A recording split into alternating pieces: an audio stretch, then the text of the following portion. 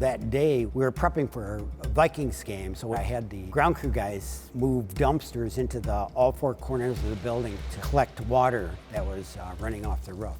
So around 4, I grabbed a forklift and started dumping these containers out. I got to the last one, and then I heard a slide on the opposite side of the roof. That was followed by an immense explosion. And all I could see was black sky. And I was on that forklift, and I was just in a hurry to get out of there.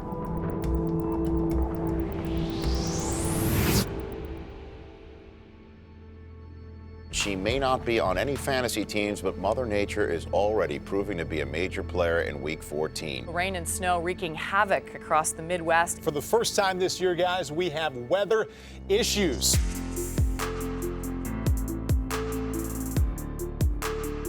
You knew there was potentially snow, but even if they said that it was going to be blizzard-like conditions, that's almost the norm up here during that time of year. When the storm hit on Friday and Saturday, it was really bad. I mean, obviously in Minnesota, we're used to winter storms. We're used to a lot of snow and cold and wind. But this was next level. This was dialed up. Cars on the side of the road. I mean, it was just kind of chaos. So yeah, it was a legit snowstorm. But never did you think that the game would be canceled because of a blizzard. I mean, you're in a dome, right? So weather's never even in the forecast of the game plan. I don't think the weather forecast did it justice. I think we got 17 inches of snow over a 48-hour period. Heavy snow and ice all day Saturday prompted the Minneapolis airport to shut down for a long portion of the day. And that weather is affecting the Giants, who were scheduled to land in Minnesota, but had to instead be diverted to Kansas City. The team was forced to spend the night in KC, won't be able to fly to Minnesota until Sunday morning. The NFL announced Saturday night that they are still monitoring the situation. The weather on Saturday affected our attempt to just get to the stadium. I never arrived in my own car. I had to abandon it on a city street. Our truck driver came in his vehicle, picked me up, and got me to the stadium. We spent the night downtown Minneapolis instead of going home. We didn't feel like we would be able to get home and get back in time for the game the next morning. The Stadium Commission had a system for getting the snow off the roof. And we went into what's called snow mode. And that's, we heat the building up and then divert the warm air between the fabrics of the building to melt snow as it comes down. We make the roof more taut or increase the pressure in the building, and that's about all we can do initially. We removed snow with fire hoses up there, and because travel was so difficult, we did not have the people we wanted in the building to go up top. After a period of time, what happened is center portion of the roof actually got pushed down, which rendered our fire hoses useless because we couldn't rinse it off the roof. So we pulled everybody from the roof because we were unable to remove snow anymore. There was definitely an eerie feeling inside the dome. There had been a ton of snow with more on the way, and the crew inside the building noticed a leak in the roof. And that sets off alarm bells for all of us. The roof was not the same as it always was. It was moving. The maintenance guys at the Metrodome were saying they were very concerned about it. So we had an idea that something bad could happen. So we decided to run a time-lapse video, which is a tried and true technique of our business. And we just let that thing roll all night. And we didn't know what to expect. Even if it's just a leak, it's still a story with a game being played the next day.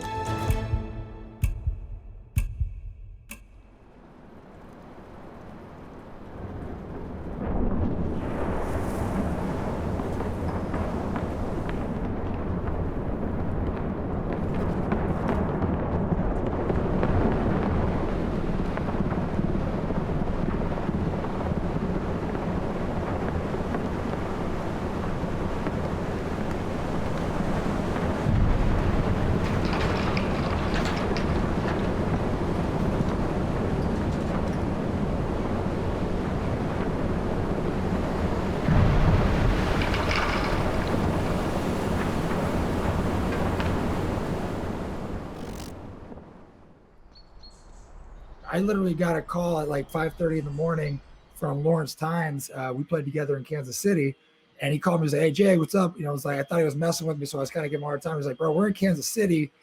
Your guys' dome just collapsed." And I was like, "What?" And so waking up, flipping on the news. This is the up-to-the-minute information we have on what's going on in Minnesota. The fiberglass roof at the Metrodome has collapsed. That looks like the Metro Bowl right there. Well, officials from the Dome, the teams in the NFL, are scheduled to be on the phone as we speak. So obviously this is still a developing story, and we will update you as soon as we know anything more. Seeing the video and seeing the real life footage, it was pretty shocking. And just to see the cart down the field and the guy that's kind of scrambling out of the way and you just not knowing what structure or speakers and things are falling that are heavy that could really do some damage. It sounded like a bomb going off because we had so much tension on the roof, trying to hold the roof up itself. It just literally exploded. As I took off on that forklift, I looked up at the field clock thinking that I'm gonna die at just after 5 a.m. in the morning. It was very surreal, very.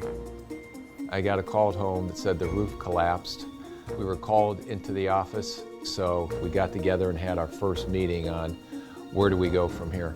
A group of 4 of us showed up to the Metrodome at approximately 5:30 in the morning. Security allowed us to go in. They said, "Do not go in the bowl." So the first thing we did was go look inside the bowl. Saw the huge rip in the roof hanging and suspended in the air. We were assessing the damage. I knew that we were not going to be able to play the New York Giants in the Metrodome after looking at the damage that had happened down there. So we immediately got on a call with the NFL offices and tried to adjust and make a plan on making sure that we can still get that game in. We realized we were in a crisis, and we kicked into crisis management and started to work toward a plan B. My first thought was this game is going to happen somewhere, but just not at the Metrodome. Bill, do we know if there's going to be football yet tomorrow night? We don't, and as a matter of fact, that is very much in jeopardy. At this point, it is very unclear whether or not the game that was scheduled for noon today, which was postponed until 7 o'clock on Monday, there's a lot of question as to whether or not that game will be played now on Monday. I remember that week, this storm coming in, and Brett Favre was marred by injuries, and going into that game in particular, he had that AC sprain to the right shoulder, his throwing shoulder. Favre, what do you think he's thinking right now? What can you give us inside his mindset right now? Well, I know he's hurting still. To see this all unveil and then Mother Nature just topple over the Metrodome was captivating. And now all of a sudden the National Football League is in crisis management mode. There was a lot of collaboration, not only working with the NFL, but with all the departments. Everybody had to kind of work together. Just going through all the options that we had, where we were going to play was number one, and then how were we going to put this game on was second. Well, the sudden change was very sudden, and we prepared for all scenarios, whether it was outdoor warm weather, outdoor cold weather, outdoor wet weather. So the Giants and Vikings and the league are all talking it over. Potential other sites, according to Greg Aiello, are domed stadiums elsewhere. Ford Field would be closest in Detroit to Minnesota. You also have Lucas Oil Stadium in Indianapolis. Monday night is still the target for the NFL. The question is where? Will it be outdoors in Minnesota, or will it be indoors somewhere else? NFL had a meeting via New York to figure out where are we going to play, and from my recollection, I think it was more of a where could we play, that they could broadcast the game. It ended up being Detroit because all the Fox TV trucks were there. It was already set up. Our game was supposed to be a Fox game, so that was the most natural and the easiest place from a TV production standpoint, and not too far from where we're at here in Minneapolis to get everything together to move the game over to Detroit. If we got a call at 5:30 that this was happening, I think within 3-4 hours that decision was made that the game is going to Detroit. The NFL, the Giants, and the Vikings have settled on Detroit as the site for this game on Monday Night Football with a 7:20 p.m. kickoff time. Once the location was secured, we kind of kicked into gear to move the game, move the team, and play the home game on the road at Ford Field. Trying to get those charters, trying to get, hotels, trying to get meeting rooms, trying to get the operations people in Detroit on board to make sure the field and facilities are ready. Now our equipment guys got to go and pack up all of our equipment. So it was chaos. At that point, we just went into a mode of packing up the locker room, getting every item from every player locker, every coach's locker, the training room, the equipment room, loaded onto our truck. We had to go rent a second truck because all that gear was not going to fit on one truck. And then it was just getting on the phone with Delta headquarters to see where is an aircraft that could be moved in that quick, or is there one already located in Minneapolis to get us there? In short notice, you worry about what did we forget, what did we leave behind. We basically packed until they told us to head to the airport. Straight ahead on Up to the Minute, 2-for-1 Monday Night Football in Detroit. A game that will go down in NFL lore. Giants, Vikings, and the greatest streak in football history. Brett Favre, 297 consecutive regular season starts, a streak that goes back for 19 years. Favre is a game-time decision with an injured shoulder. Well, we were obviously, our medical crew and our PR staff were monitoring Favre's situation. We'd actually hoped that with a day's delay that perhaps that would give Brett some extra time to recover.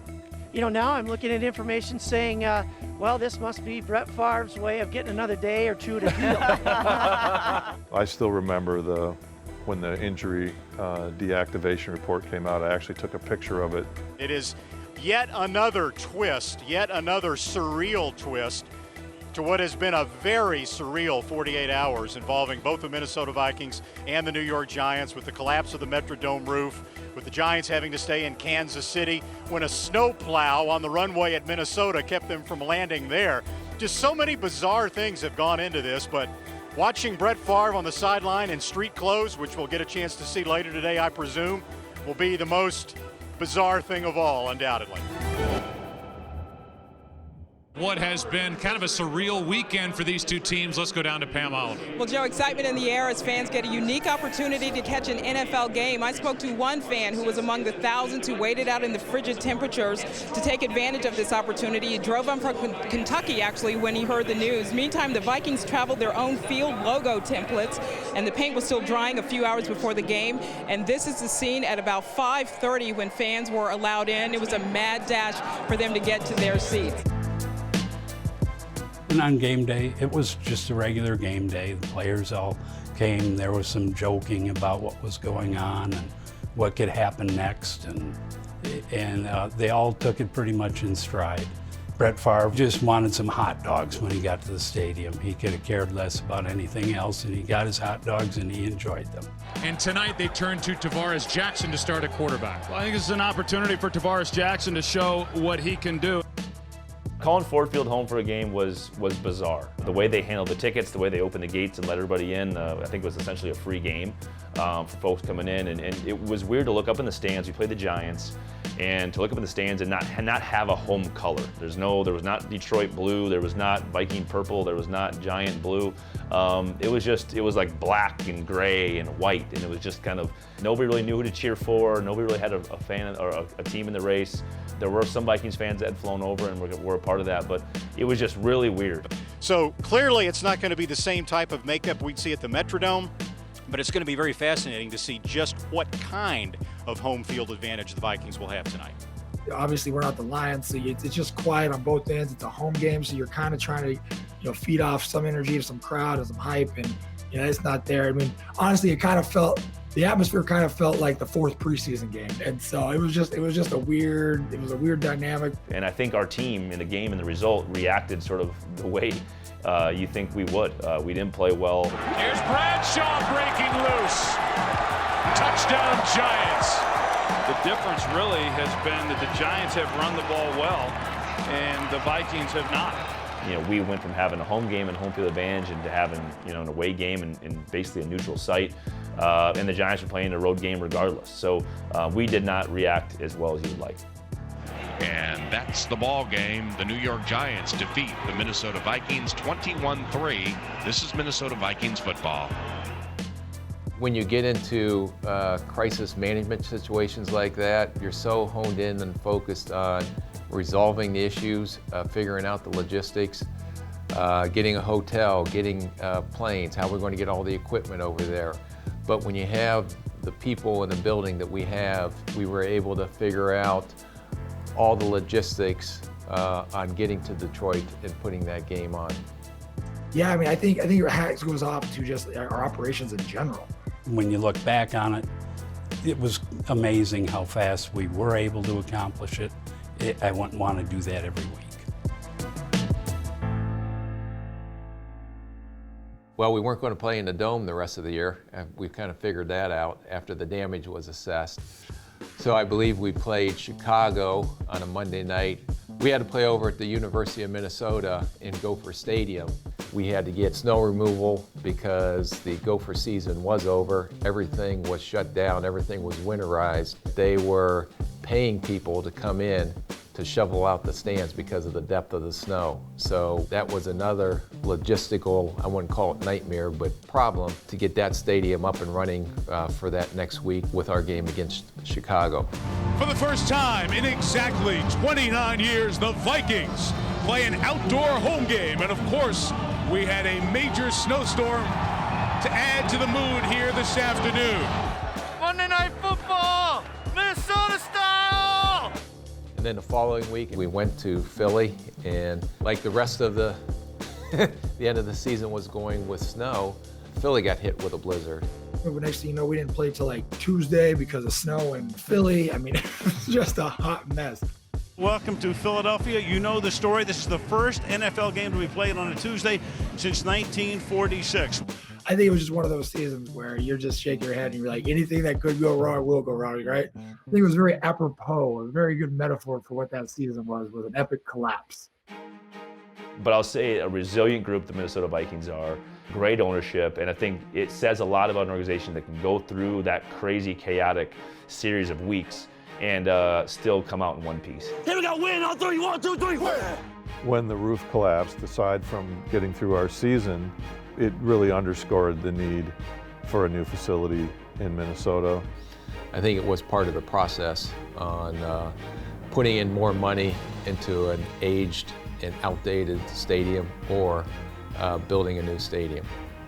And you know, we doubled down our efforts at the legislature and in the community to deliver US Bank Stadium.